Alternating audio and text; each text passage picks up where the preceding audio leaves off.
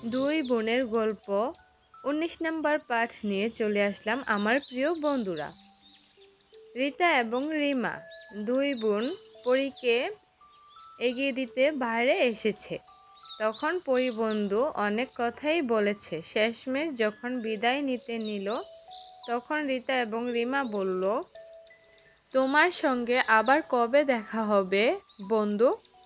তখন পরিবন্ধু বলল, শীঘ্রই আবার দেখা হবে। আমি আসব, বাবা মার সাথে কথা বলে তোমাদের সঙ্গে দেখা করতে আসব। তোমাদের সবাইকে আমার বাবা মার কাছে নিয়ে যাব। বলল, ঠিক আছে, বিদায় বন্ধু।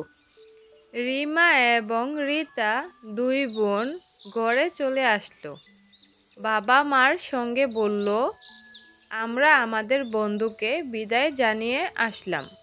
তখন বলল তার মা, ভালো কাজ করেছ। আরও বলল, আমাদের আবার নিতে আসবে পরিবন্ধু। তোমরা যাবে তো বাবা মা, দাদু?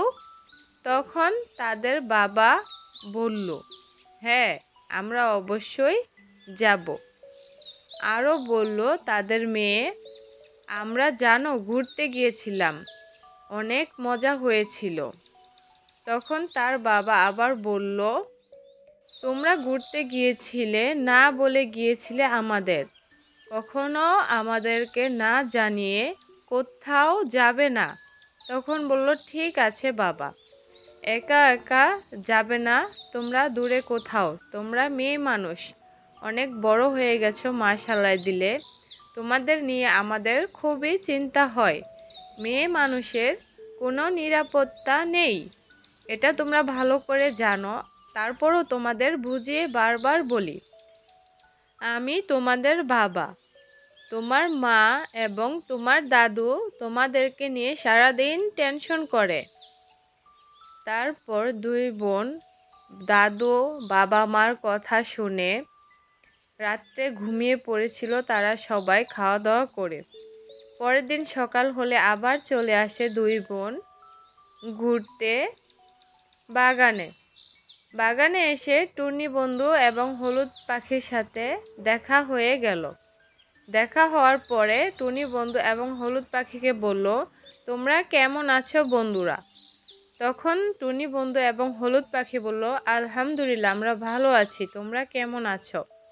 রীতা এবং রিমা দুই বোন বলল, আলহামদুলিল্লাহ, আমরাও ভালো আছি, তোমাদেরকে একটি খুশির খবর দিতে এসেছিলাম।